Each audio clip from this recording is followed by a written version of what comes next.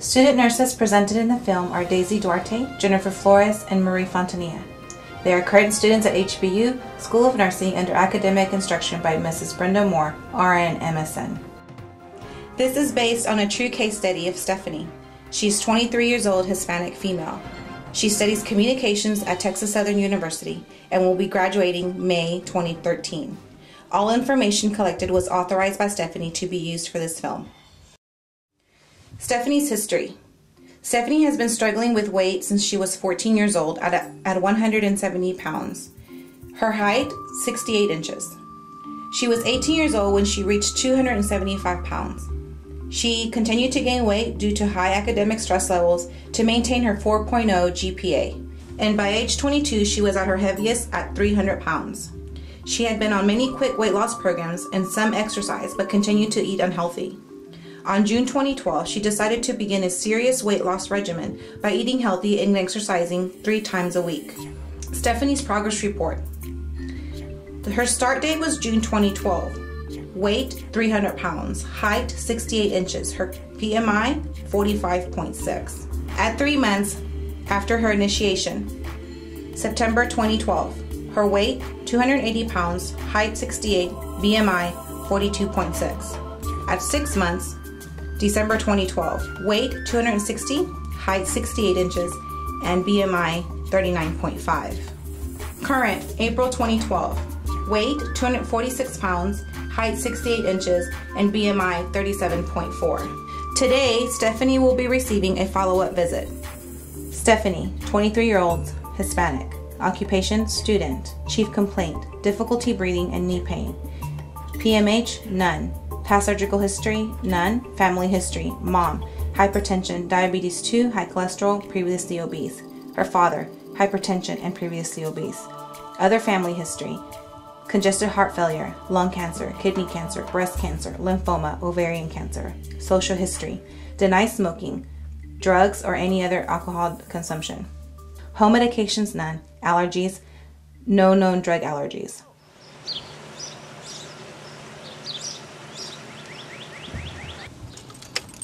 So have you guys heard from Stephanie? I tried calling her, but she didn't answer my calls. I guess we're just gonna have to surprise her. All right, let's go get her.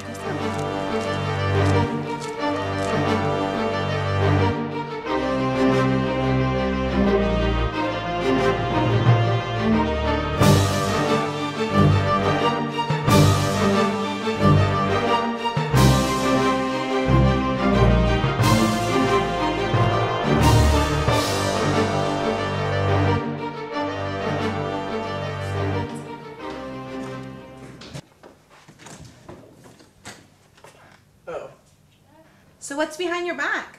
Nothing. Let's see.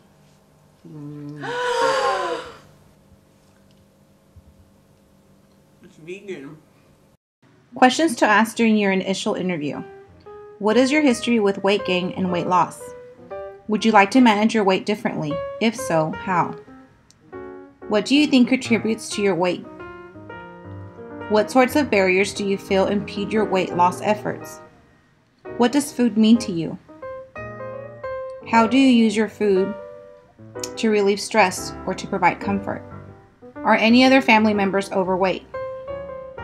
Are there any environmental or genetic factors influencing the weight gain? How has your health been affected by your body weight? So Stephanie, it's been 2 weeks since your last weigh-in. So how's your progress? When I remember when I first started this weight loss thing, I lost like 5 pounds every week, but now I just really haven't lost anything since April. Sounds to me like you're plateauing, and plateauing is normal. Usually lasts from several days to several weeks.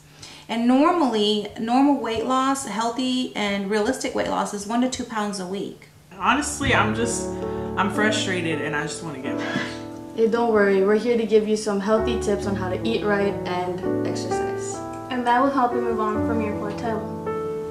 Awesome. So Stephanie, let me ask you this. Do you understand what obesity is? No, not really. So let us teach you what obesity is.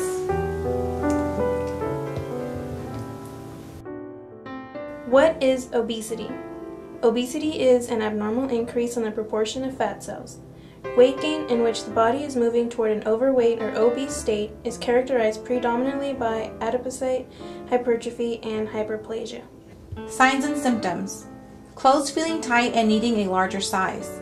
The scale showing that you've gained weight. Having extra fat around the waist. A higher than normal body mass index and waist circumference. Epidemiology. More than 1/3 of U.S. adults are obese. Obesity-related conditions include heart disease, stroke, type 2 diabetes, and certain types of cancer, some of the leading causes of preventable death. Non-Hispanic blacks have the highest age-adjusted rates of obesity, 49.5%, compared with Mexican Americans, 40.4%, all Hispanics at 39.1%, and non-Hispanic whites at 34.3%. Among non-Hispanic, Black, and Mexican American men, those with higher incomes are more likely to be obese than those with lower incomes. Higher income women are less likely to be obese than low income women. There is no significant relationship between obesity and education among men. Among women, however, there is a trend. Those with college degrees are less likely to become obese compared with less educated women. Between 1988 to 1994 and 2007 to 2008, the prevalence of obesity increased in adults at all income and education levels. The state prevalence of obesity remained high across the country in 2011. The South had the highest prevalence, followed by the Midwest, the Northeast, and then the West. African Americans have a 51% higher prevalence of obesity, and Hispanics have a 21% higher prevalence of obesity compared with whites.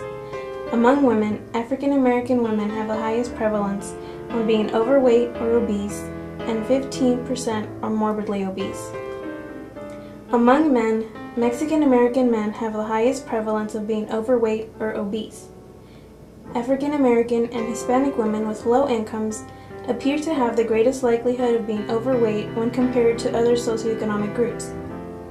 Native Americans have a higher prevalence of being overweight compared to the general population. Among Native Americans ages 45 to 74, over 30% of women are overweight and over 40% are obese. Asian Americans have the highest prevalence of being overweight and obese compared with the general population. This shows the increasing trend of obesity in the past 20 years. Risk factors, energy imbalance, such as inactivity, unhealthy diet and eating habits, genetics, environment, overweight, aging, pregnancy, lack of sleep, medications, stress, anxiety, and depression. Here are some methods of prevention. Exercise regularly, eat healthy, know and avoid the food traps that cause you to eat, monitor your weight regularly, and be consistent. Diet. Diabetic. Set forth by the ADA that is considered best suited for diabetics needing to control glucose levels. Usually recommends between 1,600 to 2,000 calories per day. Heart healthy, low sodium. The American Heart Association recommends food with little or no salt to reduce the risk of CVD. Aim to eat less than 15 milligrams of sodium per day. Renal. Kidneys help control the amount of fluid that leaves your body. Phosphorus, potassium, protein, and sodium. How much should I eat? It's important to balance your activity level with your intake of calories. Remember to choose foods with a lot of nutrients but not many calories. Women, for example, who have no physical activity should consume about 1,600 calories. Women who perform moderate physical activity should consume 1,800 calories. Women who live a very active lifestyle should consume 2,000 to 2,200 calories.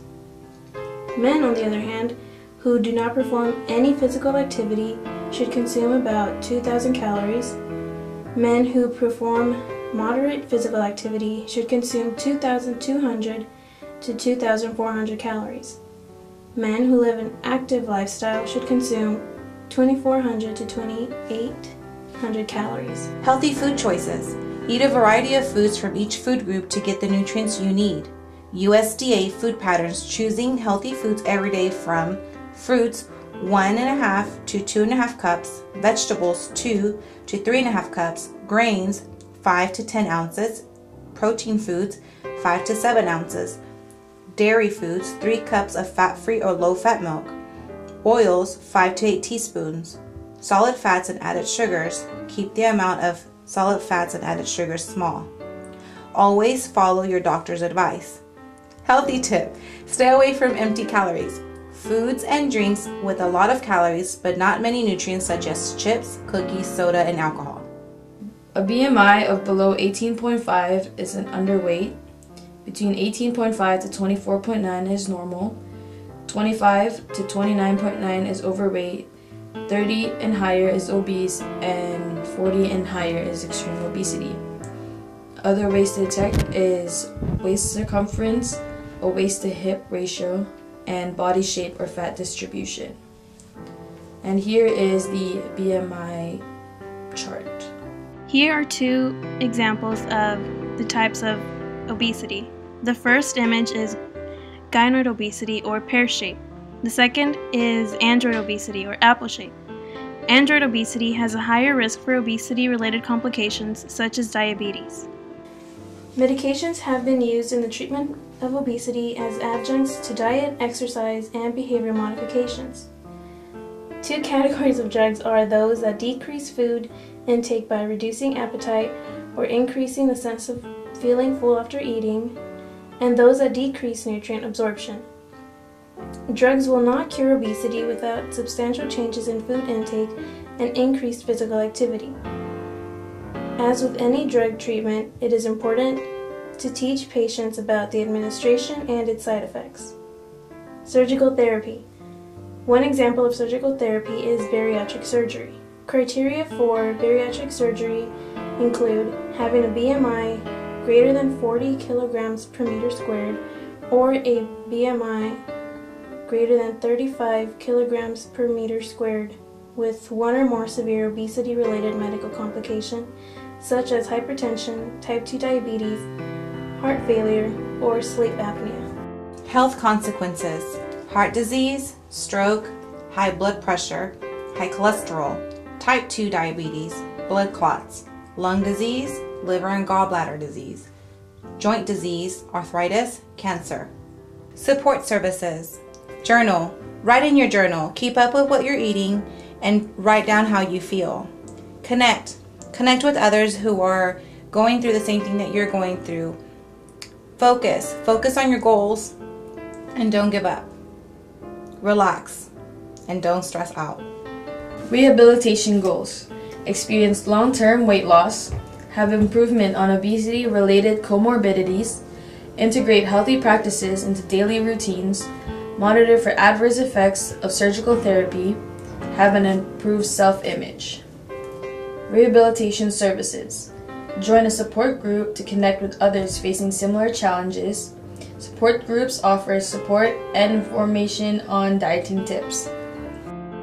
Possible nursing diagnoses: impaired nutrition, more than body requirements related to excessive intake in relationship to metabolic needs. Impaired skin integrity, related to alterations in nutritional state, immobility, excess moisture, and multiple skin folds. Ineffective breathing pattern, related to decreased lung expansion from obesity. Chronic low esteem, related to body size inability to lose weight and perceived unattractiveness. So Stephanie, what do you think? I feel like this was a lot of good information. I feel like I don't want to give up on my weight loss goals anymore. That's good. So in regards to the teaching, here's 2 choices. What are you going to pick? I think I'll go with the apple. Well, you know what they say, an apple a day keeps the doctor away.